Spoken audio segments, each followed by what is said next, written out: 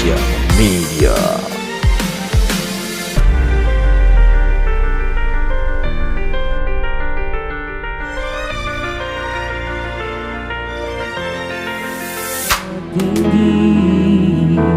Haleluya.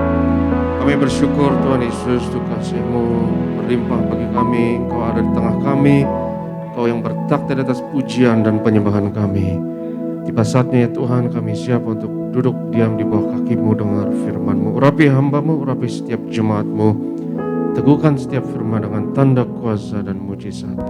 Terlebih kami akan bersatu dengan tubuh darah Yesus. Kami percaya pagi ini yang sakit disembuhkan, yang terikat dilepaskan, setiap guk dan belenggu dipatahkan.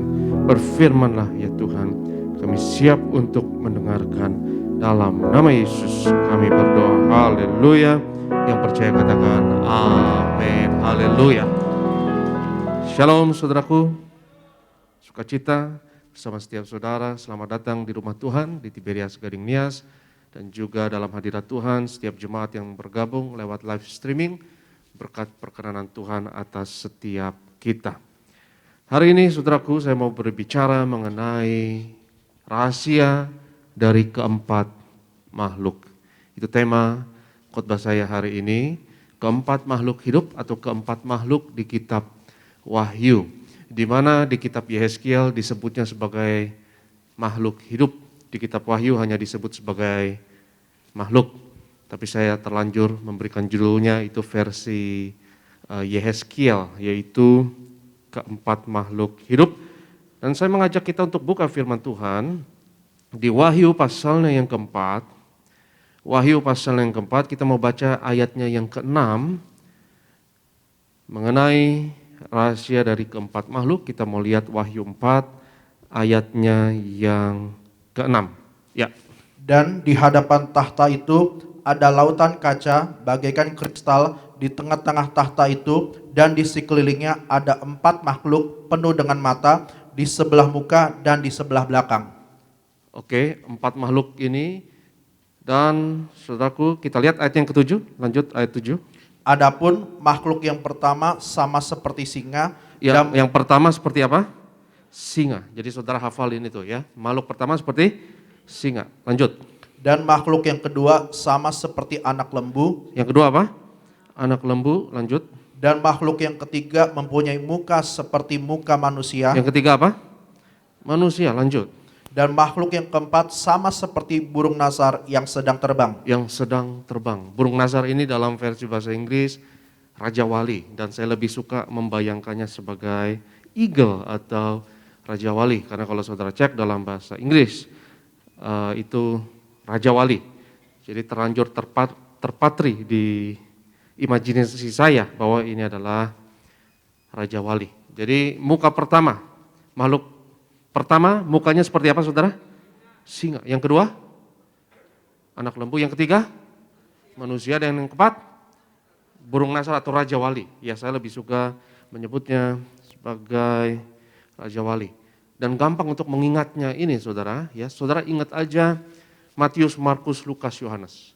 Karena Matius adalah Injil yang ditulis untuk menggambarkan Yesus sebagai raja. Dan gambar raja itu adalah singa. Ya, dia raja orang Yahudi, dan kitab Matius itu ditulis dengan audiensi yang ditargetkan adalah orang Yahudi. Ya, jadi Matius itu menggambarkan Yesus sebagai raja. Itu kenapa ada silsilah di kitab Matius untuk menyatakan kepada orang Yahudi ya bahwa Yesus adalah raja. Matius Yesus sebagai raja singa. Ya, yang kedua yaitu anak lembu menggambarkan Yesus sebagai hamba. Ya, lembu adalah hewan pekerja dan hewan korban.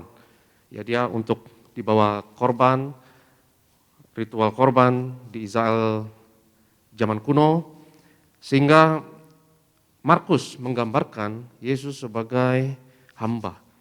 Ya, itu kenapa nggak ada silsilah di kitab Markus, karena hamba nggak butuh dan tidak perlu diketahui silsilahnya. Dan yang ketiga adalah Injil Lukas menggambarkan Yesus sebagai manusia. Itu kenapa frasa anak manusia paling banyak ada di Injil Lukas. Untuk menggambarkan bahwa Yesus itu manusia banget, manusiawi banget.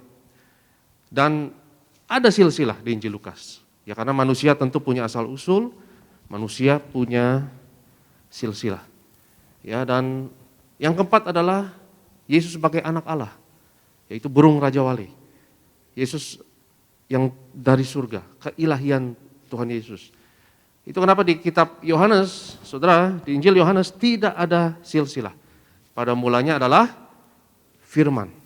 Ya, dan firman itu adalah Allah dan firman itu bersama-sama dengan Allah. Tidak ada silsilah. Jadi saudara lihat 4 gambar Tuhan Yesus dalam image yang suci ini, saudara. Ini adalah kerubium. 4 kerubium ini adalah image yang sangat suci. Dan 4 makhluk ini dilihat oleh Yohanes dan juga dilihat oleh Yesaya dan juga dilihat oleh Yehezkiel. Dan image ini adalah image yang suci. Bahkan orang Yahudi tidak dianjurkan untuk misalnya membaca Yehezkiel pasal 1 untuk membaca mengenai 4 makhluk ini, nggak boleh sembarangan. Ya, itu harus persiapan khusus. Karena perikop mengenai takhta Allah, kemuliaan Allah di takhta Allah dan kerubium ini adalah image yang kudus. Dan kerubium ini juga adalah lambang Tiberias. Amin, saudara. Yaitu adalah kerubium yang bersayap. Dari mana kita tahu bahwa keempat makhluk ini bersayap, dan saya sebut itu sebagai kerubium. Nanti kalau saudara baca di Hezkiel pasal 10, saudara akan tahu bahwa keempat makhluk ini adalah kerub atau kerubium. Kita lihat ayat yang ke-8, tolong dibaca ayat 8. Wahyu 4 ayat 8. Dan keempat makhluk itu masing-masing bersayap 6. Oke, stop aja. Saudara sudah tahu bahwa mereka apa? Bersayap, yang masing-masing itu semuanya bersayap. Dan saya mau saudara ingat ini sebelum kita akan ke Wahyu 6 ya. Dan ayat dari moto Gereja Tiberias, minyak dan anggur tidak dirusakkan. Itu Wahyu berapa, ayat berapa? Wahyu 6 ayat 6. Ya, jemaat Tiberias nggak boleh lupa.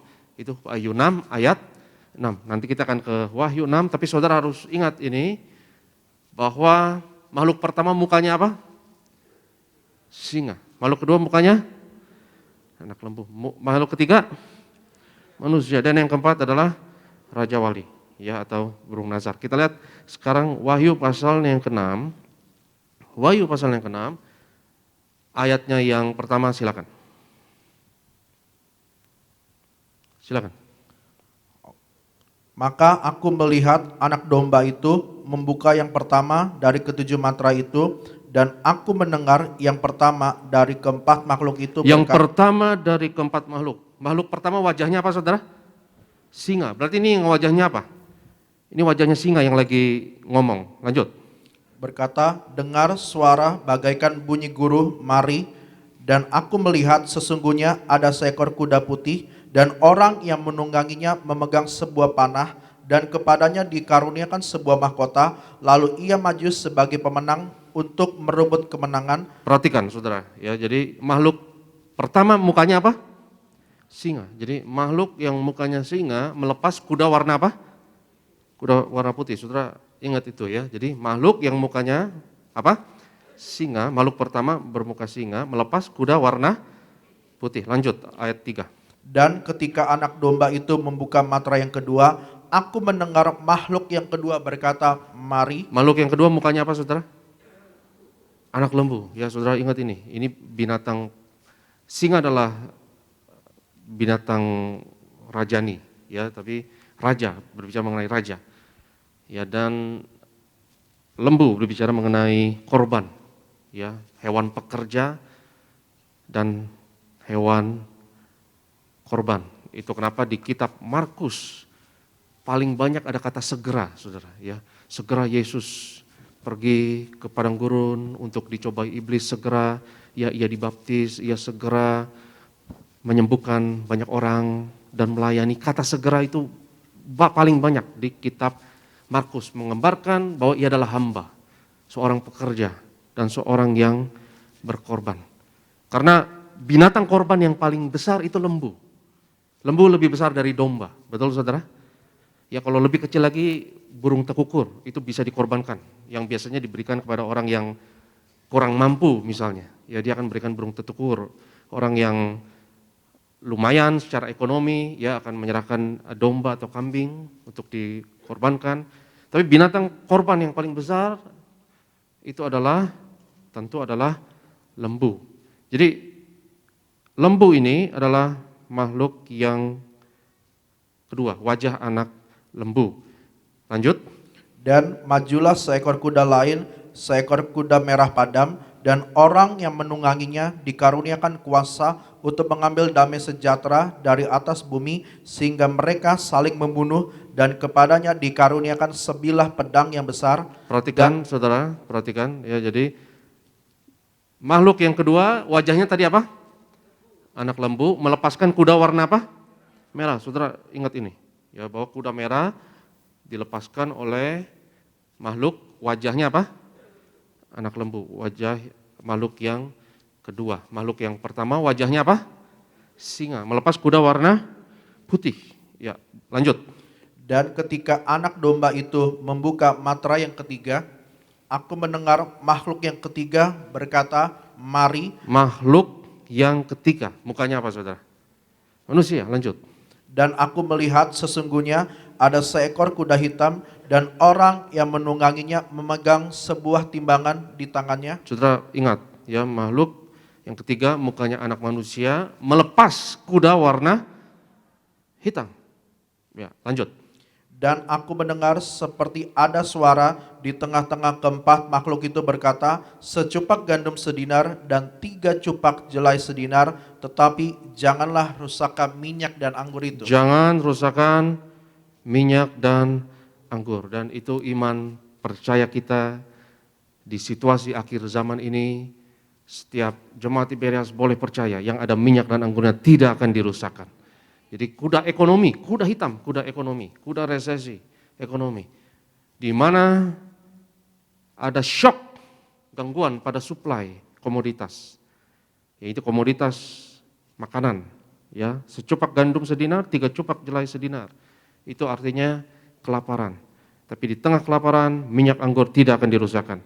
Jadi saudara ingat baik, ya, makhluk yang ketiga wajah manusia melepas kuda warna hitam, yaitu kuda ekonomi, ya, atau resesi ekonomi. Lanjut. Dan ketika anak domba itu membuka matra yang keempat, aku mendengar suara makhluk yang keempat berkata, "Mari." Makhluk yang keempat wajahnya apa saudara? Raja Wali, ya, yang sedang terbang. Ya, burung Raja Wali yang sedang terbang. Saya nggak tahu bedanya burung Raja Wali mukanya sedang terbang sama lagi diam, apa bedanya. Tapi itu yang digambarkan dalam Alkitab untuk menggambarkan bahwa Yesus datang dari surga. Ya, keilahian Tuhan Yesus. Ini Injil Yohanes. Pada mulanya adalah firman, dan firman itu adalah Allah, dan firman itu bersama-sama dengan Allah. Ya, Injil Yohanes adalah Injil yang paling menggambarkan keilahian Tuhan Yesus. Di mana Injil Lukas menggambarkan bahwa dia 100% manusia, Injil Yohanes menggambarkan dia adalah 100% Allah. Ya, jadi makhluk yang keempat ini berwajah burung Raja Wali, dia melepas kuda yang terakhir. Kita lihat ayat 8, lanjut. Dan aku melihat sesungguhnya ada seekor kuda hijau kuning, dan orang yang menungganginya bernama Maut, dan kerajaan maut mengikutinya, dan kepada mereka diberikan kuasa atas perempat dari bumi untuk membunuh dengan pedang, dan dengan kelaparan, dan sampar, dan dengan binatang-binatang buas yang di bumi. Jadi kuda yang terakhir itu adalah kuda, ini musuh yang terakhir yang Alkitab katakan yang akan ditaklukkan di bawah kaki Kristus. Musuh yang terakhir adalah maut, Paulus katakan. Ya, yang akan ditaklukkan di bawah kaki Kristus. Itu dilepaskan oleh makhluk yang keempat yang berwajah apa saudara? Burung Raja Wali melepas kuda warna apa? Hijau kuning. Ya, hijau kuning ini adalah belang-belang. Versi lainnya adalah pucat. Ya, ini warna kematian. Pucat itu warna maut, warna kematian. Ya kalau jenazah, mayat itu dibiarkan, itu warnanya akan hijau ke kuningan. Karena dalam bahasa Inggrisnya misalnya dikatakan ini pale atau kuda yang berwarna pucat, ya, yaitu hijau kuning. Kita dapat gambaran, ya, dan jangan lupa gambar image ini, ya, saudara buat catatan dalam ingatan saudara. Ya, makhluk pertama singa melepas kuda warna apa? Putih. Makhluk kedua mukanya anak lembu melepas kuda warna merah. Makhluk ketiga wajahnya apa? Manusia melepas kuda warna hitam. Ya, makhluk keempat wajahnya Raja Wali melepas kuda hijau kuning. Ya, bagus, pintar saudara. Ya, sekarang kita ke Zakaria, saudara. Kita ke Zakaria pasalnya yang ke-6. Zakaria pasalnya yang ke-6, kita mau overview, kita mau lihat kembali. Ya, ada beberapa kuda ini yang dilihat oleh Nabi Zakaria, dan minggu lalu saya khotbahkan mengenai posisi masing-masing kuda ini. Coba lihat Zakaria 6 ayatnya yang ke-6. Ya, boleh dibaca silakan. Yang ditarik oleh kuda hitam itu keluar ke tanah utara. Ya, stop. Ya, jadi kita mau posisikan mereka masing-masing. Kuda ini posisinya ada di mana? Jadi katakan kuda hitam itu ke arah utara, berarti kuda hitam itu posisinya ada di selatan. Kalau saya pergi ke arah utara, berarti saya ada di selatan. Betul nggak? Iya iya aja, udah iya iya aja. Kalau saudara nggak ngerti, iya iya aja. Kalau saya mau ke utara, berarti saya ada di sebaliknya. Ya, saudara catat bahwa kuda hitam ada di selatan. Ya, dia ke arah utara, berarti dia di mana? Berarti dia ada di selatan. Ya, lanjut. Yang putih itu keluar ke arah barat. Yang putih ke arah barat, berarti dia ada di mana posisinya? Sebaliknya. Ya, dia ada di timur. Saudara catat itu. Ya, putih ada di timur. Catat dalam ingatan kita. Lanjut. Yang berbelang-belang itu keluar ke tanah selatan. Yang belang-belang atau yang hijau kuning, ya, itu ke tanah selatan. Berarti posisinya di mana? Hijau kuning. Dia ada di utara. Berarti sisanya adalah kuda merah. Dia ke arah timur dan posisinya ada di barat. Ya, dan minggu lalu saya khotbahkan, ya, bahwa kuda hitam ini jelas dia ekonomi, dia bawa timbangan berbicara mengenai perdagangan. Jadi itu transaksi ekonomi. Kuda hijau kuning jelas dia adalah maut dan kerajaan maut, musuh terakhir yang akan ditaklukkan di bawah kaki Kristus. Ya, tapi kuda putih dan kuda merah mungkin kurang mengenai penjelasannya. Ya, dan minggu lalu saya katakan ya bahwa saya percaya bahwa kuda putih ini berbicara mengenai agama, ya, dan kuda merah berbicara mengenai ideologi. Karena agama itu semua dari timur. Ya, semua agama dan timur itu lebih spiritual, di mana barat itu lebih intelektual. Ya, kuda merah saya katakan minggu lalu itu adalah ideologi. Ya, dan semua ideologi ada di barat, karena kuda putih ada di timur, dan semua agama seperti Indonesia ini mengakui 6 agama. Dan semua agama dari timur atau dari Asia, betul nggak saudara? Nggak ada agama dari Eropa, nggak ada saudara. Ya, semua dari Asia, semua dari timur, dan semua ideologi, komunisme, kapitalisme, ya, feminisme, fasisme, dan lain sebagainya itu dari barat. Ya, karena orang timur lebih spiritual, ya, orang barat itu lebih intelektual. Dan saudaraku, ya, agama dan ideologi ini yang membuat manusia memiliki mental kelompok, mental kolektif, dan saling membunuh. Tidak ada kekuatan yang membuat manusia itu saling membunuh dan saling menghancurkan satu sama lain lebih daripada kekuatan dari agama dan ideologi yang membuat manusia merasa paling benar sendiri dan memandang dunia ini dengan narasi dualisme. Ya, kita lawan mereka, us versus them. Ya, kita lawan mereka. Dan melihat dunia ini dengan kacamata perspektif dualisme baik dan jahat. Ya, kita baik, mereka jahat. Kita baik, mereka kafir. Ya. Kita sebagai korban, mereka yang jahat sebagai pelaku. Dan apa kesimpulannya kalau engkau punya perspektif seperti itu? Ya, kesimpulannya adalah bantai, ya, bantai saja pihak yang lain. Dan saya percaya bahwa obat penawar dari ideologi dan pembenaran diri sendiri ini adalah salib Yesus. Karena saudaraku, saudara nggak bisa merasa benar sendiri. Karena semua orang berdosa dan kehilangan kemuliaan Allah. Semua orang berdosa, ya. Dan kita dibenarkan oleh darah Yesus. Dan kita nggak bisa melihat diri kita yang paling benar dan dunia orang lain itu kafir dan paling jahat, dan melihat dunia ini dari kacamata dualisme yang narasinya itu penuh dengan kebencian. Saya percaya bahwa obat dari pembenaran diri sendiri ini adalah darah Yesus, adalah salib Yesus, adalah Injil Kristus. Karena ideologi dan pembenaran diri sendiri dengan agama ini, saudara, itu berbahaya. Itu yang membuat manusia memiliki faham yang fundamental, ekstremis, dan radikal dengan narasi dualisme baik jahat. Ya, kita baik, mereka jahat. Dan kita merasa paling benar sendiri.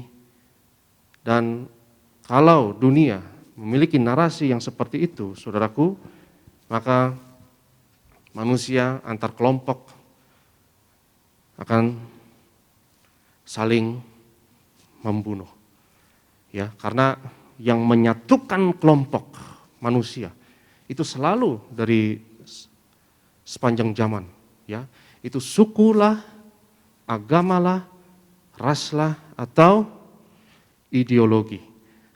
Tetapi di akhir zaman ini kita mau mengingat bahwa yang ada Yesusnya, yang ada minyak dan anggurnya tidak akan dirusakkan. Kalau minyak dan anggur berbicara mengenai karya penebusan Kristus. Ya, minyak ini adalah berbicara mengenai Kristus, yaitu Dia yang diurapi. Ya, dan anggur ya berbicara mengenai darah Kristus, yaitu darah pengorbanan. Jadi saudara dapat petanya. Ya, saya kasih peta di sini ya, bahwa kuda putih itu dilepas oleh makhluk yang pertama. Wajah makhluk yang pertama, wajahnya apa saudara? Singa. Dan kuda putih posisinya di mana? Di timur.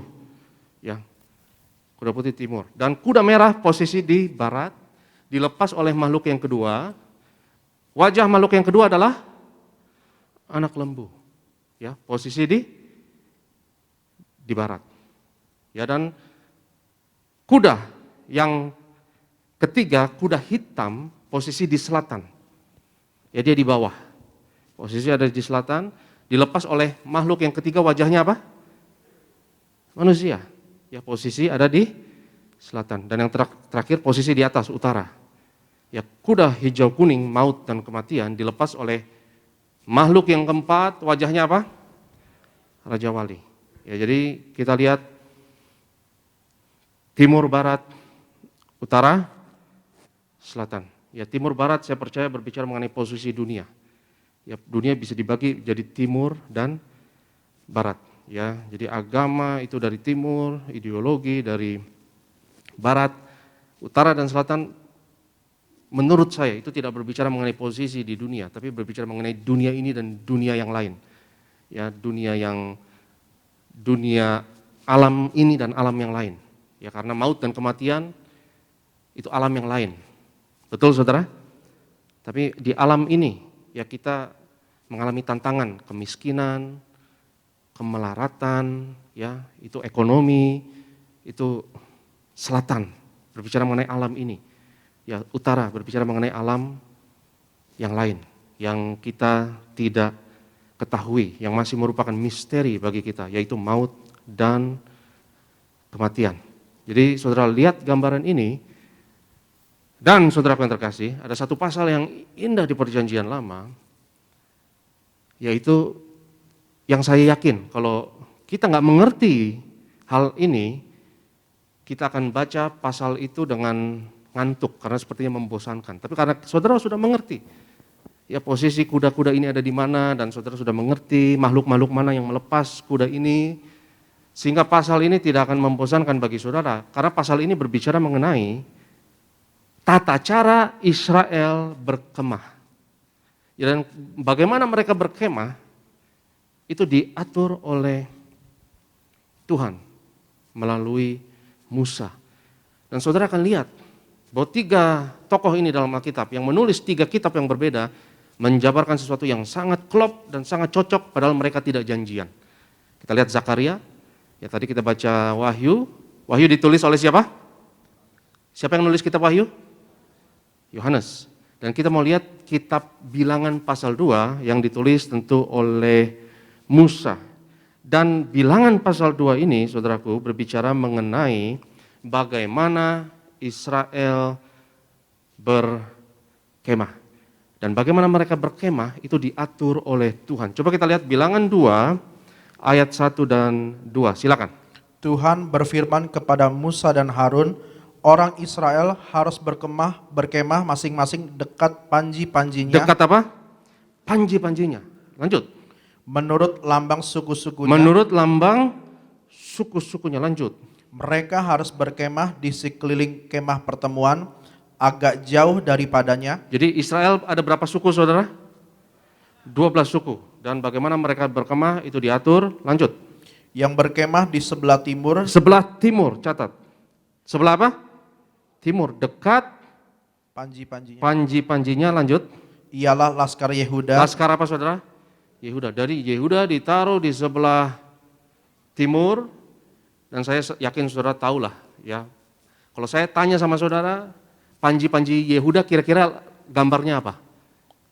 Saudara pasti gampang jawab, karena Yehuda disebut, Yesus disebut sebagai singa dari Yehuda. Jadi kalau saudara tebak bahwa Yehuda itu lambangnya singa, 100 itu benar. Ini paling gampang ya, karena jadi Yehuda itu di sebelah timur ya. Dan kita langsung aja lompat ya. Jadi saudara ingat panjinya Yehuda itu ada di timur. Kita lompat ke ayatnya yang ke-10. Silakan. Panji-panji Laskar Ruben adalah di sebelah selatan. Ruben ada di mana? Selatan. Jadi saudara bayangkan timur tadi kuda apa? Kuda apa tadi timur? Kuda putih ya. Jadi di situ ada panji-panji Yehuda. Dan panji Yehuda itu lambangnya adalah singa, saudara. Ya. Panji Yehuda lambangnya adalah singa. Dan makhluk pertama yang dibilang di kitab Wahyu tadi, lambangnya apa? Mukanya apa? Singa. Jadi kita lihat, ini bukan cocok logi, ini emang cocok. Yang setuju katakan amin. Saya tidak maksa di sini. Alkitab kita luar biasa, amin. Dan ada di sebelah timur. Ada di sebelah apa? Timur. Tadi kuda putih di timur yang melepas singa, wajah singa. Dan singa itu Yehuda. Dan Yehuda ditaruh di timur juga. Jadi Alkitab kita luar biasa. Yang setuju katakan amin. Jadi Yohanes, Zakaria, dan Musa nggak mungkin janjian, saudara. Karena secara fisik nggak pernah ketemu, ya. Yohanes secara fisik nggak mungkin ketemu sama Zakaria, udah meninggal Zakaria. Ya Musa bisa diperdebatkan, ya karena waktu Yesus berubah wujud di sebuah gunung, ya ada Elia dan Musa. Jadi mungkin bisa pernah ketemu singkat tuh Yohanes dan Musa, karena ada Musa dan Elia di sebelah Kristus. Tapi mereka nggak mungkin janjian, saudaraku. Ya, jadi Alkitab kita luar biasa. Ya, jadi saudara lihat Yehuda ada di timur, Yehuda itu singa. Ya, dia melepas kuda putih yang di Zakaria 6. Kuda putih itu ada di mana? Di timur juga. Dan langsung lompat ke ayatnya yang ke-10 tadi kita ya. Jadi Ruben itu ada di selatan. Langsung kita lompat ke ayat 18, silakan dibaca 18. Panji-panji Laskar Efraim menurut pasukan-pasukan mereka adalah di sebelah barat. Jadi Efraim ada di mana? Ada di barat. Ya.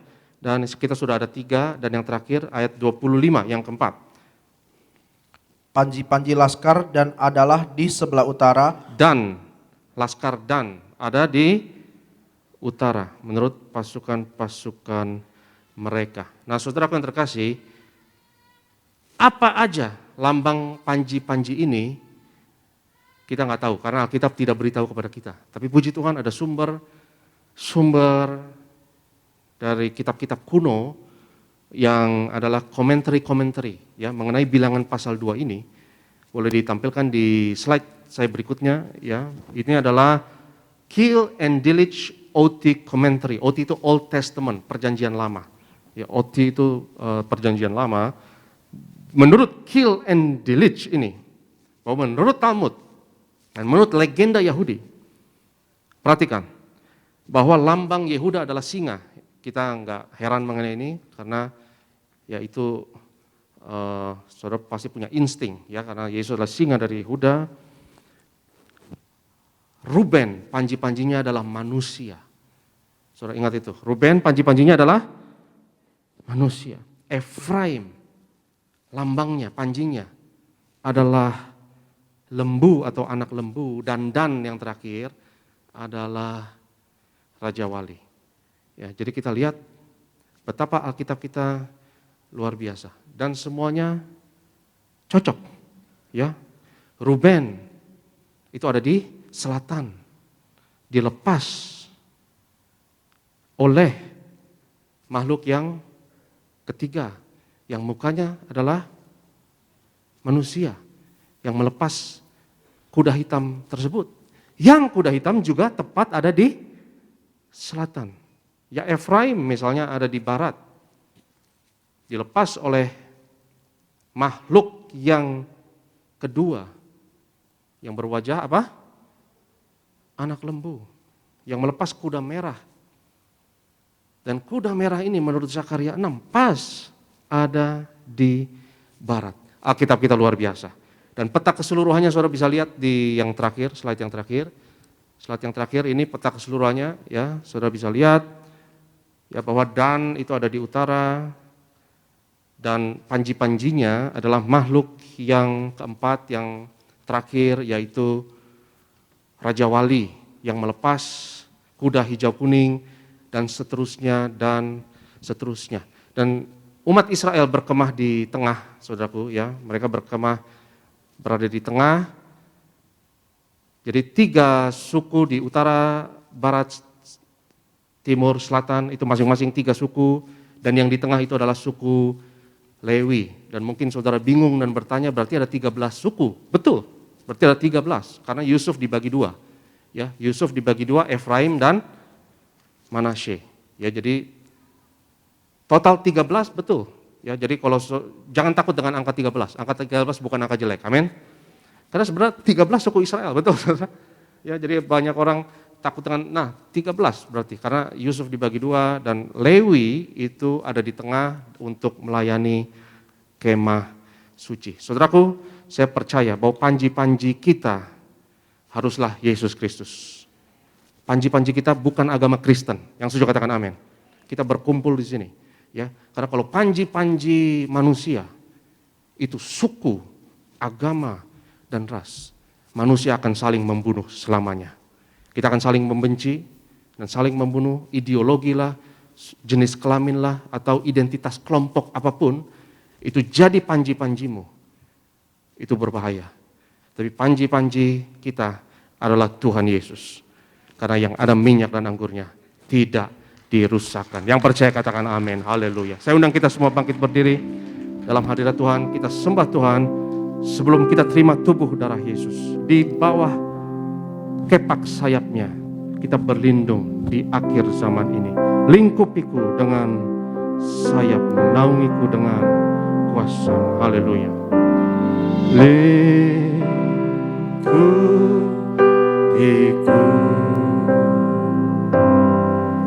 dengan sayapmu,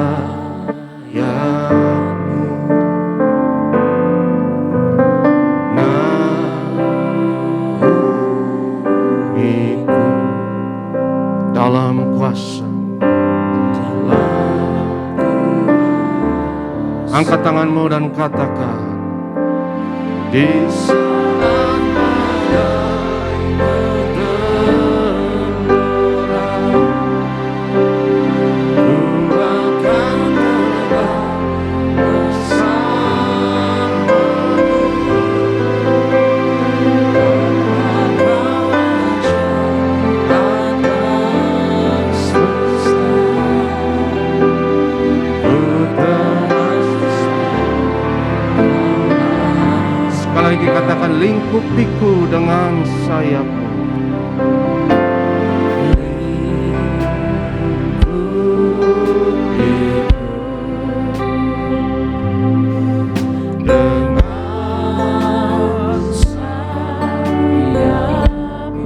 Di bawah sayap kerubium kita berlindung. Naungiku dalam kuasamu.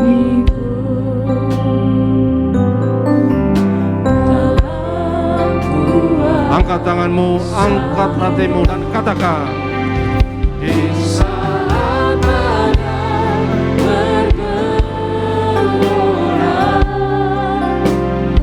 ku akan terbang bersamamu. Bapa Kau Raja atas semesta, ku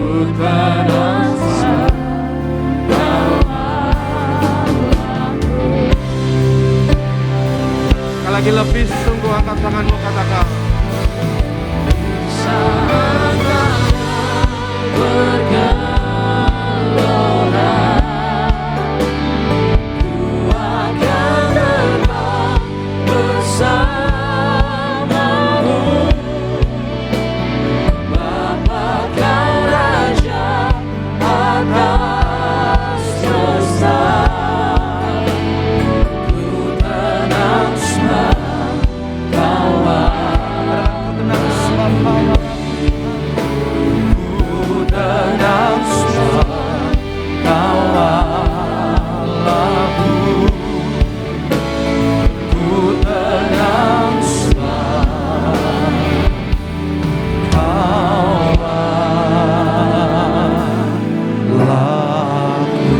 kita berikan tepuk tangan sorak-sorai buat Tuhan Yesus.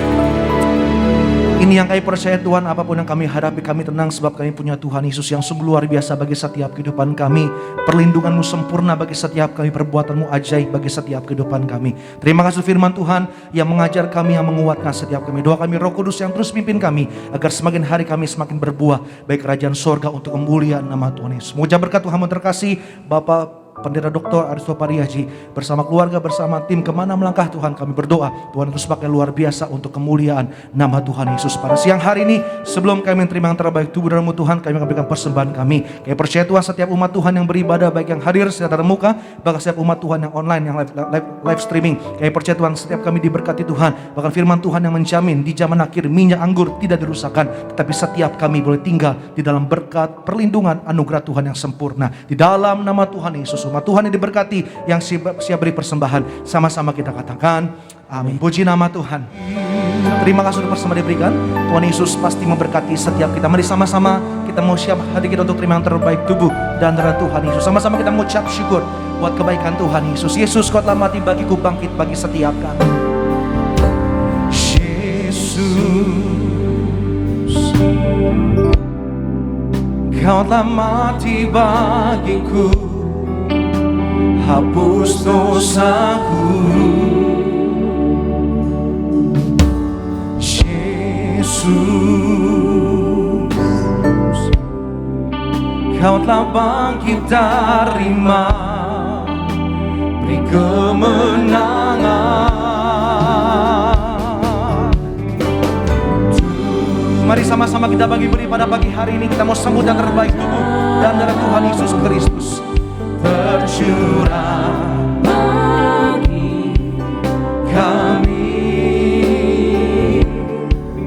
menyucikan, menyembuhkan, sempurnakan hidup kami.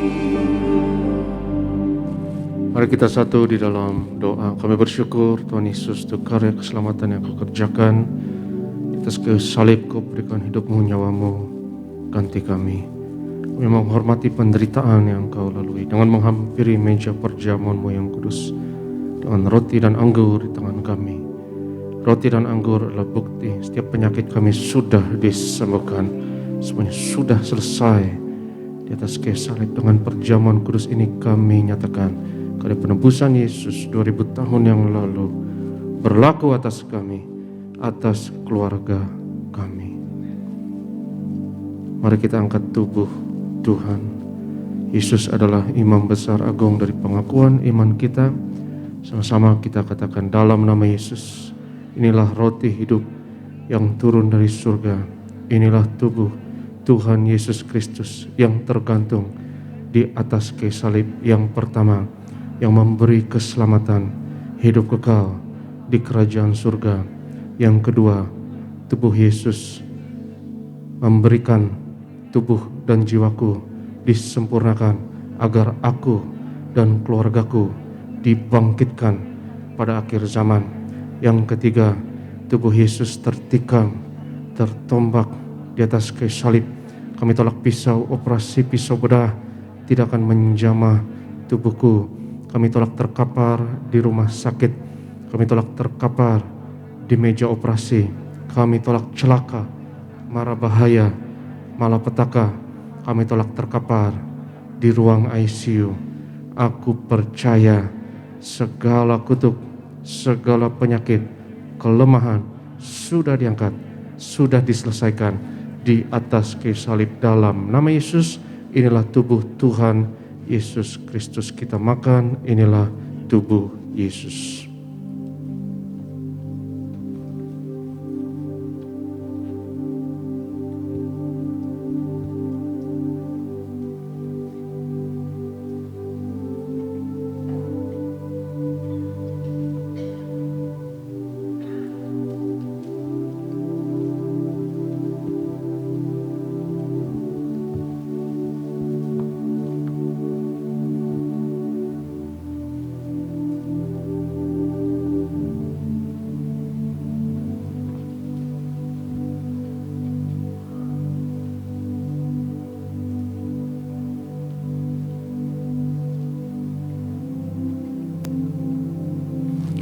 Sesudah itu Yesus mengangkat cawan, mengucap syukur atasnya, seraya berkata, ambillah dan minumlah. Inilah darahku, darah perjanjian baru yang ditumpahkan untuk pengampunan dosa. Mari kita angkat cawan Tuhan. Dalam nama Yesus, inilah darah Tuhan Yesus Kristus yang tercurah di atas kayu salib sebagai perjanjian yang baru dan yang kekal. Yang pertama, yang memberi pengampunan atas segala dosa, kesalahan kami. Kami janji bertobat, kami tolak setan dan segala perbuatannya keluarga kami, keluarga yang kudus. Kami tolak perzinahan, kami tolak poligami, jauhkan dari perceraian. Yang kedua, darah Yesus menyucikan, menguduskan kami. Kami termeterai sebagai warga kerajaan surga. Kami doa punya rumah di bumi dan di surga. Yang ketiga, oleh darah Yesus, oleh bilur Yesus, dari ujung rambut sampai ujung kaki, aku sehat, aku sembuh, pendengaran sempurna. Kami tolak tuli, penglihatan sempurna. Kami tolak katarak, kebutaan setiap sistem organ dalam tubuhku sempurna. Pernafasan, imunitas, kekebalan tubuh sempurna. Kami tolak COVID-19, kami tolak virus corona varian apapun atasku dan keluargaku. Dalam nama Yesus, pencernaan, peredaran darah, syaraf sempurna. Darahku tahir oleh darah Yesus. Kami tolak benjolan apapun, kami tolak kistemium, kami tolak kanker tumor, kami tolak diabetes, hepatitis, kami tolak asam urat. Dalam nama Yesus, kami tolak cuci darah. Sebut sakitmu masing-masing.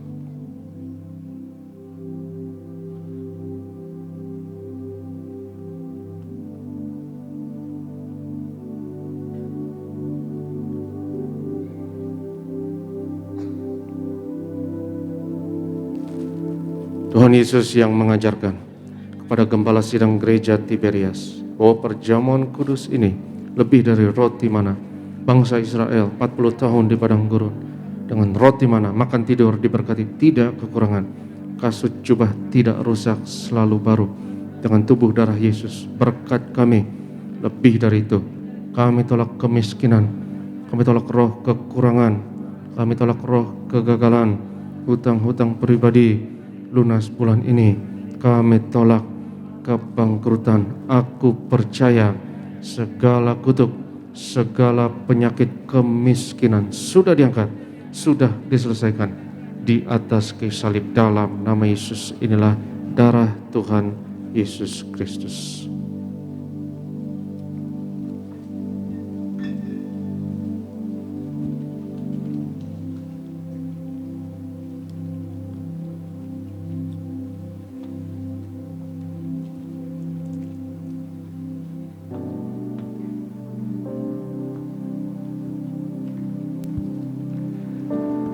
Haleluya, terpujilah nama Tuhan Yesus. Mengucap syukur kita telah menyatu dengan tubuh Tuhan Yesus. Percaya pada pagi hari setiap kita telah menerima berkat yang terbaik dari Tuhan Yesus. Sama-sama kita beri kita mengucap syukur untuk tubuh Tuhan Yesus yang menyembuhkan, darah Tuhan Yesus yang menyempurnakan setiap kita. Terima kasih Tuhan Yesus.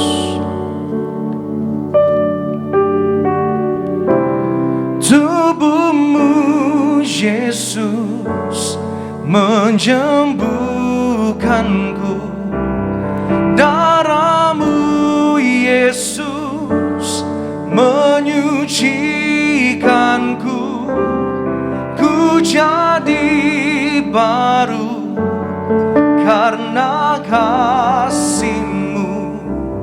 Haleluya, haleluya.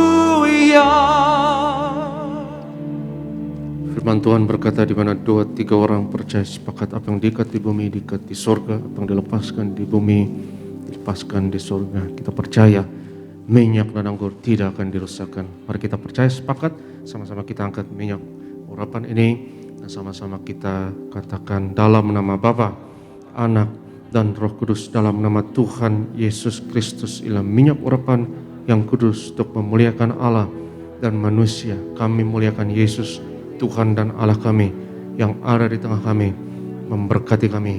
Setiap tetes oles dari minyak urapan ini hari ini, yang sakit disembuhkan, mengusir setan-setan, hancurkan kuasa kegelapan, patahkan segala kuk dan belenggu dalam nama Yesus. Inilah minyak urapan. Oleskan atas kening, atas dahi, atas bagian tubuh yang sakit, dan percaya minyak dan anggur tidak dirusakkan.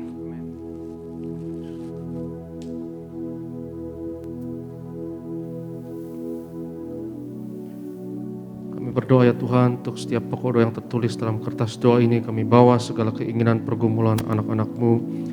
Kau yang berfirman, doa orang benar dengan yakin didoakan besar kuasanya. Percaya pagi ini doa kami besar kuasanya. Engkaulah Tuhan yang dengar, Tuhan yang jawab doa kami. Kami berdoa berkati Ibu Marta di Sunter, sembuh, sehat, sempurna. Berkati kami doa, berkati Pak Alex, berkati Ibu Yulia, kami doa, berkati Bapak Antonius, ayahanda dari Bapak David, sehat, umur panjang dan sembuh, sempurna. Dan kami percaya Engkaulah Tuhan yang dengar, Tuhan yang jawab doa kami. Kami doa syafaat ya Tuhan, berkati gereja-Mu, berkati gembala dan ibu, Tuhan beri umur panjang, kesehatan, hamba-hamba-Mu yang melayani tempat ini, berkati. Kami doa berkati Bro Richard dan rekan worship leader, juga Bro Renaldi dan rekan imam pemusik dan tim singer, Asyar Collect and Glitters, Pak Ronald dan rekan-rekan pekerja, berkati bagian media dan semua alat-alat media, bahkan security. Kami doa ya Tuhan, lewat pelayanan kami di Tiberias, bilangan orang benar di Indonesia terus bertambah. Indonesia penuh kemuliaan Tuhan, dimenangkan untuk tuayan di akhir zaman. Dan sebelum kami tinggalkan tempat ini dan tutup ibadah ini, kami terima berkat Tuhan. Berkat martir mengalir dari gembala sidang kepada setiap hamba Tuhan, setiap jemaat yang terkasih. Sebab Tuhan berfirman kepada Musa, ucapkanlah kata berkat ini atas Israel, dan aku akan berkenan untuk menaruh berkat ini atas mereka. Yevarecha Adonai Vayish merecha Yair Adonai panav elecha Vechunnecha Yisa Adonai panav elecha V'yashem necha Shalom. Tuhan memberkati engkau dan Tuhan melindungi engkau. Tuhan menyinarkan wajahnya atasmu dan memberi kepadamu kasih anugerah. Tuhan menghadapkan wajahnya kepadamu dan memberi bagimu shalomnya, damai sejahteranya untukmu dan anak-anakmu. Yang diberkati Tuhan sama-sama katakan amin.